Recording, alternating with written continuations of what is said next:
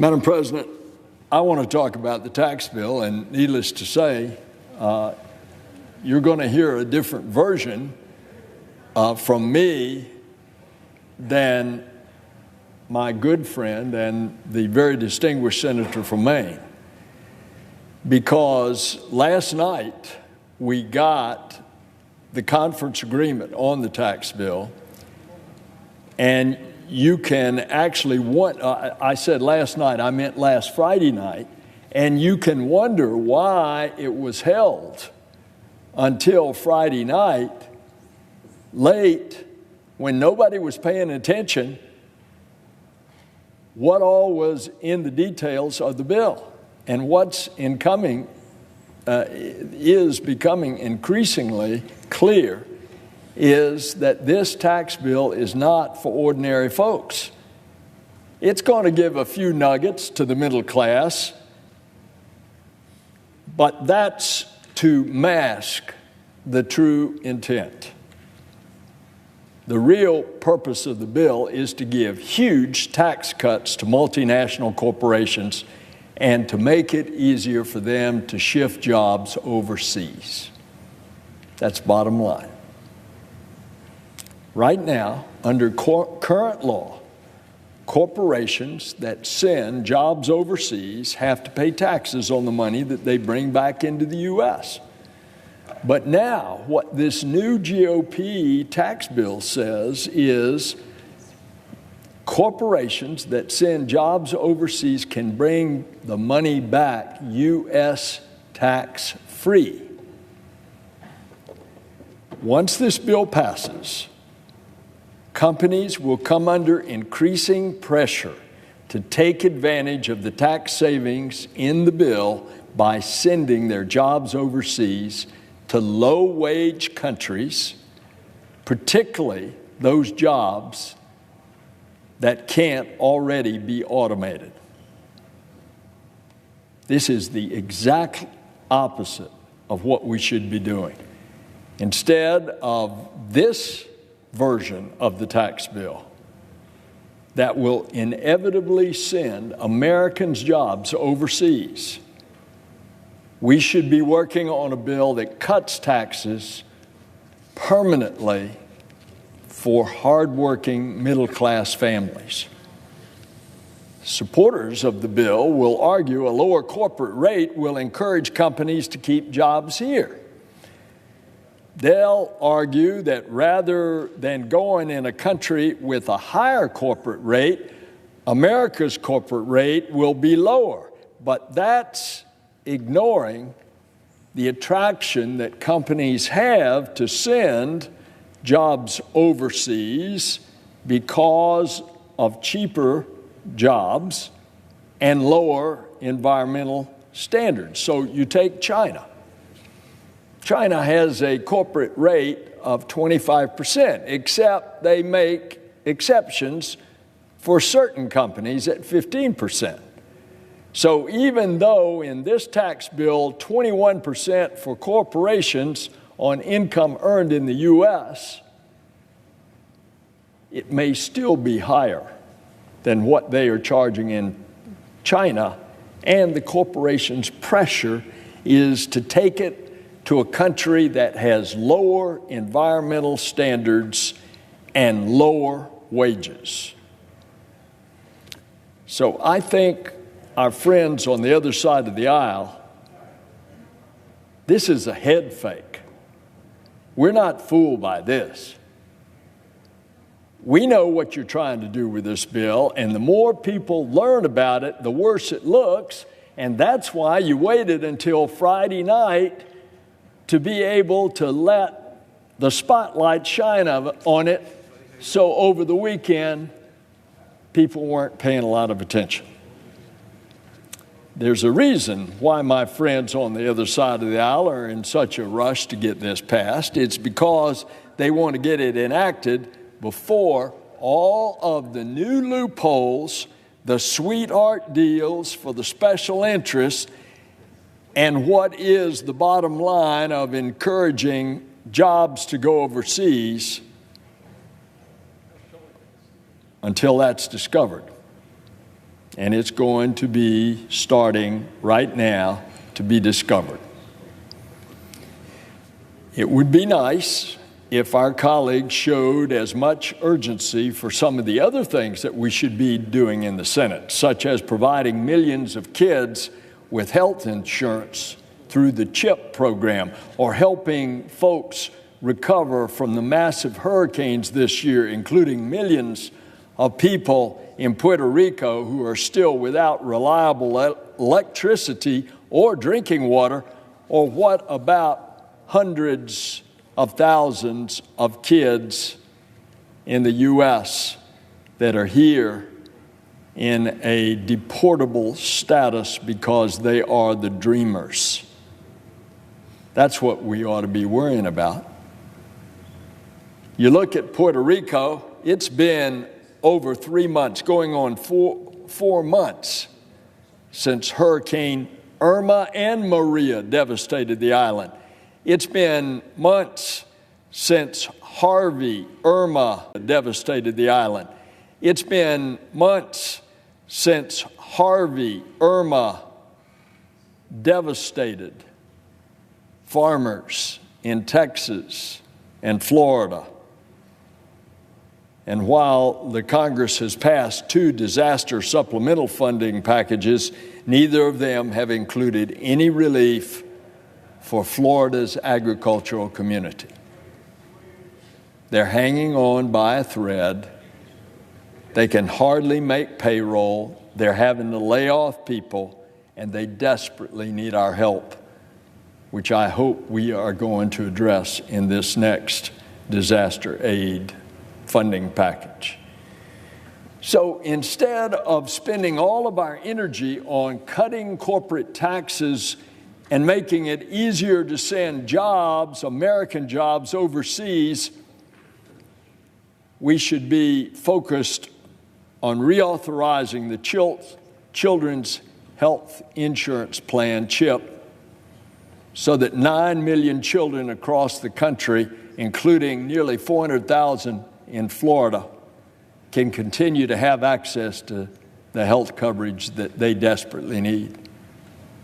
Or we should be negotiating permanent protections for the dreamers before they are kicked out of the only country that they have ever known. Unfortunately, the only thing that this Republican-led Senate seems to care about is helping out large multinational corporations. The truth is, these multinational corporations are doing just fine. We shouldn't be moving heaven and earth or adding $1.5 trillion to the national debt or upending our nation's healthcare system just to make it easier for them to send American jobs overseas. That's not right. That's not fair. The American people deserve better. Mr. President, I yield the floor. Mr. President. Senator from Maryland. Mr. President, first I want to thank my friend Senator Nelson for his comments on the floor in regards to the tax bill that we will be voting on later this week. The experience I had this morning just underscores the issues that Senator Nelson has brought to the floor. I had a meeting of the Greater Baltimore Committee. We had business leaders, labor leaders. We had advocates from different segments of our community. We had graduate students that were there, and all expressed concern about us voting on a tax bill this week that we first saw on Friday evening, the latest version. And it still is fundamentally flawed, as Senator Nelson has pointed out. I say it's fundamentally flawed because it gives significant, big tax cuts to corporations and high-income taxpayers and leaves middle-income taxpayers footing the bill. The conference report actually makes it worse because they lower the highest tax rate from 39.6% to 37%, another advantage for high-income taxpayers. In addition, of course, The estate tax is doubled, which affects 0.2% wealthiest people in this country. For corporations, they not only get the lower tax rates cut from 35% to 21%, but they also get relief from the alternative minimum tax. And then to make matters even worse, the tax relief for individuals, for middle-income families, is temporary, whereas the tax relief for businesses is made permanent. It is definitely a tax bill that is going to hurt middle-income taxpayers. In my own state, independent analysis showed that 800,000 Marylanders will end up paying more taxes. And guess who's going to foot the bill? Who's going to pay for the big deficit? Mr. President, if you just look at the corporate tax cut alone, that's somewhere close to the $1.5 trillion that we've been talking about, which is baked into the bill to increase the national debt by $1.5 trillion. I think that's unconscionable. I think it's unconscionable to say that we can afford tax cuts when we already have these large deficits that are going to make us borrow more money and make our economy more dependent. And the truth is that even the Republicans are telling us, well, even with dynamic scoring, we're going to have $1 trillion tax gap in the deficit. But in reality, that $1.5 trillion is conservative, because if you extend all the temporary tax provisions, and when you look at the individual tax relief, it's temporary. It expires. Some expires in 2 years. Now, most of my Republican friends say, well, just extend it. Well, if we extend it, it's even a deeper hole in the deficit, closer to $2 trillion. Now, who's going to pay for that? Middle-income families are going to pay for it. So they're not only being left out as far as tax relief is concerned, they're being asked to foot the bill for the tax cuts for corporations and high-income taxpayers. In addition, it will affect other elements that middle-income taxpayers depend upon. This is a direct attack on Medicaid and Medicare. We see that. We saw that in the budget instructions, where we had a cut in Medicare and Medicaid. We see that in the pay-go rules. We see that as the next chapter of this tax reform bill will be, well, now we have these deficits, we got to pay for it. Who's going to be held responsible for paying for it? And we know that it's going to affect our own budgets. I'm now hearing that we're going to take it out on our federal workforce, deny them a pay raise for next year, or less federal workers to carry out their mission, or make them pay more for benefits. We know that's going to come, and the argument's going to be made, we have these large deficits now, we have to do this. How are we going to respond to the issue Senator Nelson talked about on these disaster relief when we have these large deficits? So we know that we are going to be asking middle-income families not only to take a sacrifice on the tax cut, not only to pay for the deficit created directly by this, but also to pay in the future with cuts in government spending. And then in addition to that, we have 13 million Americans who will lose their health coverage under this bill because of the elimination of the individual mandate. 13 million. That's going to affect 13 million families, but it's going to affect more than that. Because guess what these families do? They use our emergency rooms rather than going to their family doctors. They enter the healthcare system in a more expensive way. They don't have the money to pay for the visits. It becomes part of uncompensated care, and all of us pay higher premiums, and our healthcare system becomes more expensive. That's been one of the bright spots of the Affordable Care Act, is reducing the number of uninsured. Now we're going to be moving in the opposite direction. The Affordable Care Act has worked, and the Republicans tried to dismantle it. You couldn't succeed, and now you're doing it. And the worst part is you're counting the loss of these 13 million people insurance as a revenue gain for the Treasury and then spending that money. That's unconscionable. Now, all states, the taxpayers in all states are going to lose. But I must tell you, in Maryland, we have particular problems with this bill. Not only will we see a problem with the federal workforce, a large part of which live in Maryland, but the state and local tax deductions. Maryland has the largest number of taxpayers who take advantage of a state and local tax deduction on their federal tax returns. In other words, you don't have to pay a tax on a tax. Makes sense. It's been in our tax code since its beginning because we recognize federalism, and it's morally wrong to pay tax on tax. Maryland has the most taxpayers who take advantage of state and local tax deductions, close to 50%. Now, the average for Maryland, this is the average, is $12,900 that they deduct for state and local taxes. Under the conference report, that's going to be limited to $10,000. That means the average Maryland taxpayer will have to pay taxes on $2,900 more, but think about all those who have a lot more in state and local taxes that are going to be denied that help. I was talking to some of our local government officials over the weekend. They're going to be disadvantaged by it. It was an interesting analysis that, we don't think about what this bill is going to do, all the consequences, but if you're in a state that has its own itemized deductions, like Maryland, we have itemized deductions on our state income tax return, and our standard deduction will be significantly lower than the standard deduction under this conference report. You're going to have Marylanders who are not going to be able to take their state deductions because you can't take state deductions unless you use the federal itemized deductions. It's estimated nationwide only 5% of the taxpayers will be using itemized deductions. Well, guess what? If you don't use the itemized deduction at the federal level, you can't take the state itemized deductions. This is going to have a direct impact on our state and local governments. And yet that hasn't been considered. Quite frankly, the consequences of this bill haven't been debated. We haven't gone through public hearings because of the process that was used, a partisan process called reconciliation.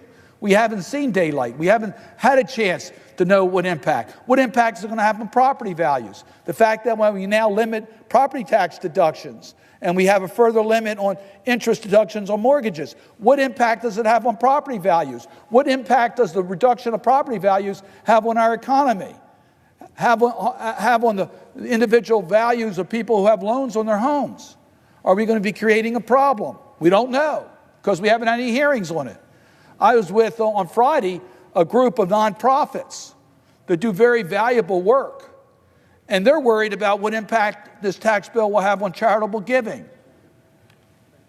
When only 5% of the taxpayers in this country use itemized deductions, it means a great number of people who were able to take advantage of their charitable deductions on their tax returns no longer will have that ability. Does that change their charitable giving? And if it changes their charitable giving pattern, what does it do for our nonprofits? And if our nonprofits can't do that, additional pressure on governmental services, have we thought that out? I doubt that we really know the consequences, and yet we are not prepared to have hearings on this. One of the major issues here that's had very little discussion is the pass-through. You've heard a lot about it. And the reason for this is that 95% of American businesses don't use the corporate tax returns. They use pass-throughs, S corporations, individual proprietors, partnerships, etc. So this bill provides a lower tax rate for their pass-through business income at 20%. But here's the problem. In an effort to make sure that this isn't a way of getting around paying taxes on basically salary, there's certain guardrails that have been put into this bill based upon a person's income, based upon the type of services or type of business that they're in, based upon the assets of the business, based upon the amount of salaries that are paid in the business. And you're trying to tell me that can't be manipulated in order to shelter income? We're creating a whole new industry in sheltering income under this bill. And then I heard so many of my colleagues talk about the fact that we don't want to outsource jobs. Okay, none of us want to outsource jobs. Having competitive rates help us in that regard. But moving forward towards a territorial tax structure rewards companies for doing their businesses offshore. Even if the tax rates might be the same, they can now use, they can say labor costs or some other costs to outsource jobs. Have we thought about that under a territorial tax? No. Do we know what impact it's going to have? No. So there's a lot of issues here we really don't fully understand, but we do know there are individual provisions put in here, for example, allowing drilling in the Arctic. That, to me, should not be part of this bill. I worry about that being expanded to the Atlantic coast and to other areas. I think we all should be concerned about it. Bottom line, Mr. President, is this. When you do tax reform, you would hope you would simplify the tax code and make it predictable. That's what I hear the most. Let's simplify the tax code, and let's make it predictable. Neither will be accomplished with this conference report. You know that with all these temporary tax provisions that are going to have to deal with extenders, you're not going to be able to plan as to whether this tax code will stand the test of time. And if you think this is simplification, you try to figure out whether you're eligible for the pass-through 20% on your business taxes. It's anything but simple. So this bill fails in its principal test of helping middle-income families, which it does not do. It's for corporations, big corporations, and high-income people. It is fiscally irresponsible to add to the debt. It makes our tax code more complicated and doesn't give us the predictability we need in the tax code, and it should be rejected. With that, Mr. President, I would yield the floor. Senator from Ohio. Thanks, President. Senator's recognized. Thank you. I rise, Mr. President, today to oppose the nomination of Paul Compton, who came out of the Banking Committee, Mr. President, I might add, who is President Trump's nominee to serve as General Counsel of the Department of Housing and Urban Development. Mr. Compton is a longtime affordable housing and financial services attorney in the state of Alabama. Mr. Compton, if confirmed, would bring a deep familiarity with affordable housing to the Office of General Counsel. That part I like. But with 11 million families paying over half their incomes for rent, with homelessness on the rise for the first time in years, a nominee who appreciates the importance of affordable housing could be a positive addition at HUD. Think about that, 11 million families paying more than half their income on rent. A book written by Matthew Desmond called Evicted, in his book he said, when people at that income level, he said, when your paycheck comes, the rent eats first. Everything depends on being able to stay in your home and not being foreclosed on. And when 11 million people pay over half their income in rent, homelessness is going to be on the rise. I appreciate Mr. Compton's commitment to me during our Banking Committee hearing that he'd look out for the interests of renters and homeowners if confirmed. But I'm voting against him because I'm concerned about the administration's approach to fair housing protections and the role that he will likely play in helping to carry that out.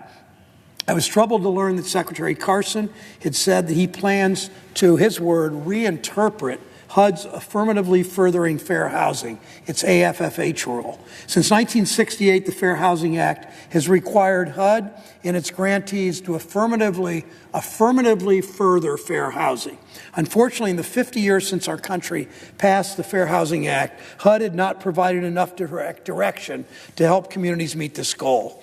At the 2010 General Accountability Office report recommended that HUD improve its processes for meeting its obligations to further fair housing. In response, HUD developed a revised rule to finally help local governments across the country to support and to foster fair housing policies throughout their communities. The rule gives clearer guidance to communities to help think in new ways about how to create housing opportunities for all of their residents, regardless of race or religion or disability or the size of their families. The rule helps them to assess their own fair housing needs, provides them publicly available data to inform their decisions while setting their own goals and timelines. Since its adoption 2+ years ago, HUD has been working with communities to implement the new guidelines. That's the good news. The bad news is the Secretary has said he wants to reinterpret, but has not elaborated on what he meant by his plan to reinterpret the rule. If the Secretary intends to reinterpret the rule in a way that undermines HUD's efforts to help communities fulfill their long-standing obligations under this 50-year-old law, Mr. Compton will be called upon to carry out this vision. I voted against his nomination in committee because of my concern that he could help guide administration efforts to reverse progress on this fair housing rule. More recent activities by administration officials have only heightened concerns many of us have about their approach to fair housing. 2013, HUD issued its discriminatory effects rule. This rule formalized HUD's long-standing prohibition against practices with discriminatory effects under the Fair Housing Act provided uniform guidelines for applying standards across the country. Because homeowners insurance is central to the ability to obtain housing, HUD and the courts have held for decades that the Fair Housing Act applies to discriminatory practices in insurance, a very easy to understand logical step. Nevertheless, insurance representatives sued to block HUD's application of the discriminatory effects, also known as disparate impact, rule to their industry. To block the application of the discriminatory effects rule to their industry. HUD and the Department of Justice have been fighting this suit ever since. As General Counsel, Mr. Compton would guide HUD's enforcement and litigation strategy. In response to a written question, Mr. Compton declined to provide his views on the discriminatory effects rule and whether it should apply to the insurance industry, noting it would be inappropriate, quote unquote, his words, for him to comment on the matter given the pending legislation. The administration, it seems, does not share his reluctance to comment on pending legislation. Treasury Department a month and a half ago issued a report entitled A Financial System That Creates Economic Opportunities, Asset Management Insurance. In this report, Treasury recommends that HUD reconsider the use of the disparate impact rule. Not that this administration decides to support on the side of big insurance companies every time. Maybe they don't every time, but it seems like they almost always do. They did it in this case. Yet Mr. Compton thinks he shouldn't comment when other already confirmed Trump appointees have. Treasurer's report sides with arguments made by the insurance industry, despite the fact that litigation is pending and HUD and the Department of Justice, at least until now, have been defending the rule. The next court date for the suit is scheduled for later this week. If the administration continues its drive to reconsider fair housing protections opposed by industry, Mr. Compton will likely be called upon to help the administration in its efforts. But he declined to answer our question. Because he declined to answer the question, we don't know what his thinking will be. I might be inclined to give Mr. Compton the benefit of the doubt, but we've seen too many officials in this administration working against the mission of the agencies to which they've been appointed. Financial regulators so often come from Wall Street. Environmental regulators so often come from the chemical industry and the oil industry. We've seen it time and time again. It's happening at a time when we see the administration taking steps to remove protections for average American and consumers in order to carry out the bidding of their supporters in Wall Street. These include sending in Nick Mulvaney, who once called the Consumer Financial Protection Bureau a sick, sad joke. He's now serving as director. It's his moonlighting job. He's also director of the Office of Management and Budget. But he's director of the CFPB also. His first act as director of the CFPB was blocking the payments of funds owed to consumers who were cheated or wronged by Wells Fargo and other big banks or big financial institutions, and consumers, in many cases, service members who had been cheated by these financial institutions. Mulvaney's first day on the job, he said, no, we're not going to move forward on collecting those penalties and paying those consumers and those service members and those seniors and those families. I'm concerned about this emerging effort to roll back protections for consumers. I hope Mr. Compton proves me wrong. I hope he's a strong advocate within the agency and the administration for fair housing, for consumer protection, for affordable housing. But when given the chance to demonstrate his commitment to fair housing, he took a pass. These matters are too important to far too many Americans for us to leave their future to chance. I urge my colleagues to join me in opposing Mr. Compton's nomination. I yield the floor.